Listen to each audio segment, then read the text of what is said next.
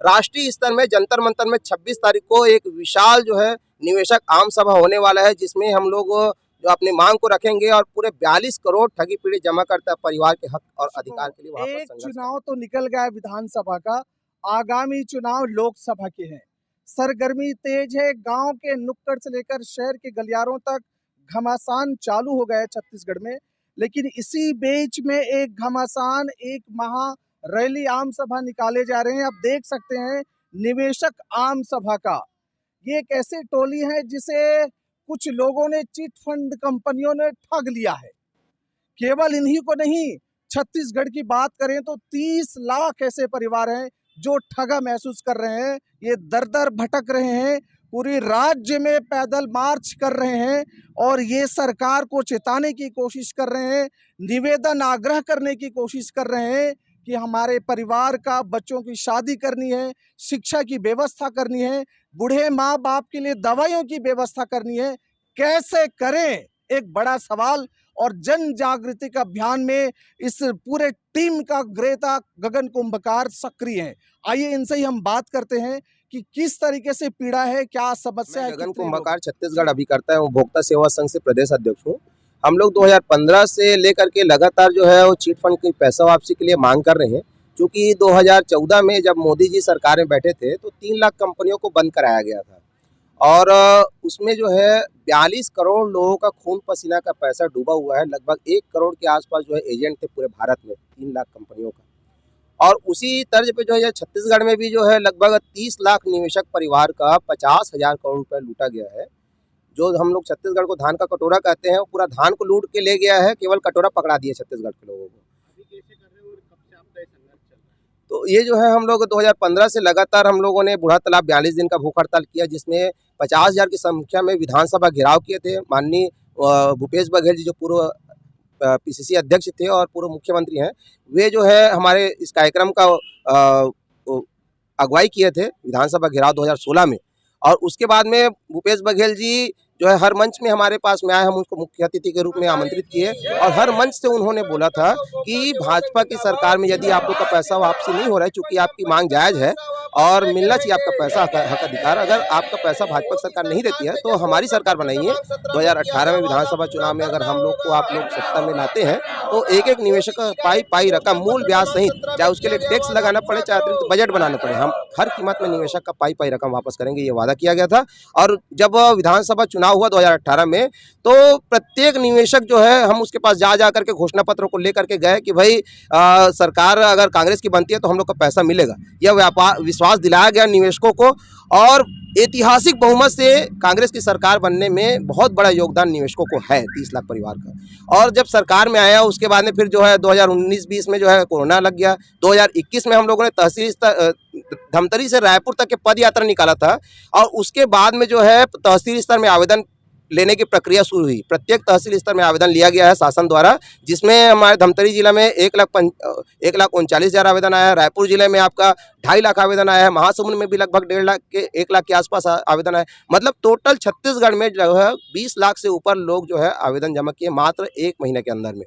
और सहारा का जब कंपनी उस समय चल रहा था, इसलिए सहारा के लोग निवेश आवेदन जमा नहीं किए हैं तहसील में।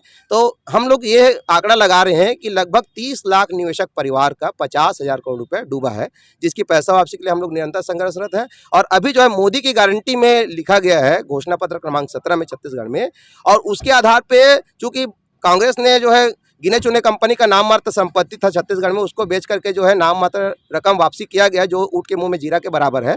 और उसमें ये हमको फ़ायदा मिला कि एजेंट लोग की जो गिरफ्तारी हो रही थी उस पर रोक लगाया गया और हम लोग जो है निश्चिंत रूप से अब अपने हक अधिकार के लिए लड़ रहे हैं। सर, अभी आज ये महासमुंद में आपका निवेशक आम सभा रैली है। जी। अभी आप क्या करेंगे? सारे लोग आप इकट्ठा हुए हैं। आज जो है महासमुंद में 1 दिवसीय निवेशक आम सभा रखा गया है, चूँकि हम लोगों ने मिशन भुगतान छत्तीसगढ़ यात्रा निकाला है 1 फरवरी से लेकर के 23 फरवरी तक।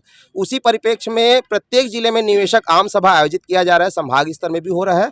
और महासमुंद में हम लोग आज बैठे हुए हैं 1 दिवसीय निवेशक आम सभा में। उसमें हम लोग बट्स एक्ट कानून जो 2019 में बनाया गया है, जो संसद द्वारा पारित है सर्वसम्मति से और राजपत्र में जारी है, उस कानून में यह स्पष्ट उल्लेख है कि 180 कार्य दिवस के भीतर 2 से 3 गुना रकम वापसी का प्रावधान है। कलेक्टर जो सक्षम अधिकारी होता है या सहायक सक्षम अधिकारी जो होते हैं वो जो है आवेदन लेंगे निवेशकों से, और निवेशकों के आवेदन के आधार पे जो है उसको फास्ट ट्रैक कोर्ट के माध्यम से जांच पड़ताल किया जाएगा, और संपत्ति की जांच कुर्की करने के पश्चात यदि उनकी संपत्ति है तो संपत्ति बेच के दिया जाएगा, और संपत्ति नहीं है तो क्षतिपूर्ति शासन द्वारा निवेशकों को दिया जाएगा। चूँकि शासन और प्रशासन के नाक के नीचे में सभी कंपनियां चली है, बड़े बड़े कंपनियों का उद्घाटन नेताओं द्वारा, मंत्रियों द्वारा किया गया है। उसके बाद में रोजगार मेला में लगाया गया, सरकारी रोजगार मेले में चिटफंड कंपनियों को। उसके बाद 2009-10 में सभी कंपनियों का सील लगाया गया, पूरे छत्तीसगढ़ के जितनी भी कंपनियां थे उसको, और उसको जांच के नाम पे जो है उसको मंगाया गया दस्तावेज सभी ब्रांच मैनेजर के माध्यम से, और उसके बाद में कुछ नियम और शर्त लगाकर कलेक्टर द्वारा क्लीन चिट दिया गया है जांच करने के बाद सही पाएगा करके। तो 2009-10 में जो अगर कंपनी सही गलत कर रही थी तो वहाँ पर बंद कर दिया रहते, तो 2008-9 में जो जमा किए हैं उन्हीं लोग का पैसा फंसा है। अभी जो पहले जमा किए थे उनका तो मैच्योरिटी हो चुका है, लेकिन 2009-10 में जो लोग जमा किए थे उस समय से ही लोगों का पैसा, ज़्यादातर पैसा जमा हुआ है, और क्लीन चिट मिलने की वजह से एजेंट भी बहुत ज़्यादा तरीके से वहाँ पर एजेंट के रूप में काम किए हैं।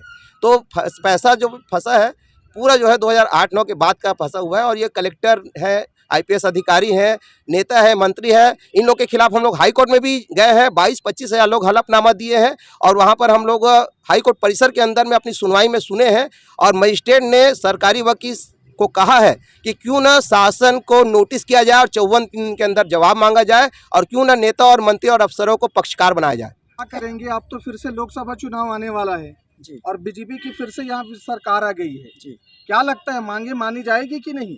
देखिए, अभी जो कांग्रेस सरकार जो बहुमत से हम लोग बनाए, निवेशक संघ साथी लोग बनाए थे, और अभी जो भाजपा आए तो हम लोग को जोर शोर से मोदी की जो गारंटी अभी चल रहा है कि 5 साल के अंतर्गत वापसी देंगे, तो पूरे बहुमत से हम लोग छत्तीसगढ़ अभिकर्ता से उसका सपोर्ट किए और भारी बहुमत से भी वो आगे बढ़े हैं। हमें आशा नहीं, उम्मीद है कि मोदी सरकार कुछ करेंगे, क्योंकि मोदी क्या गारंटी अभी चल रहा है, तो हम उस उम्मीद पर खरे उतर रहे हैं। और अभी तक जो भी पंचायत स्तर, थाना स्तर, कलेक्टर स्तर में जो भी हम सर्टिफिकेट जो दस्तावेज दिए हैं, अभी तक कोई प्रकार से कार्रवाई नहीं हुए हैं, और उस कार्रवाई पर नज़र रखते हुए कि कितना जिले में कितना निवेशक है, कितना जमा किए है, कितना पैसा वापसी होना है, इस मांग को लेकर इसको जानकारी लेने के लिए हम लोग कलेक्टर को भी ज्ञापन देने वाला है। अच्छा, लोकसभा चुनाव होना है अभी, जी, है ना? और इतने सारे आपके परिवार है, निवेशक परिवार, जी, कितना असर पड़ेगा? जी। अभी देखो, अभी तो लगातार 7 से 8 साल तक असर पड़ रहा है, जिसमें हमारे कई लोग ऐसे अभिकर्ता साथी जन है, जैसे 19 लोग सुसाइड भी कर लिया है। अभी तनाव है, जो भी शादी करने के लिए, मकान करने के लिए बहुत सारा ऐसा लगेगा, तभी असर इतना भरपूर पड़ा हुआ है कि मानसिक रूप से कुछ कर ही नहीं पा रहे हैं। तो उसमें क्या दिक्कत होगा, अगर मान लीजिए पैसा वापसी अगर नहीं होता है तो हम संगठन मिलकर बहुत बड़ा आंदोलन करने वाला है, लेकिन हमें एक विश्वास और उम्मीद है कि मोदी सरकार आए तो गारंटी दी है तो वापस करेंगे। है पीड़ा पीड़ा बहुत है सर। हम रायपुर से अंजलि संघ आरोग्य धन वर्षा में कार्यकर्ता हैं, और हम लोग 5 साल काम किए हैं। उसके बाद पैसा वापसी का समय जब आया तो बंद हो गया कंपनी।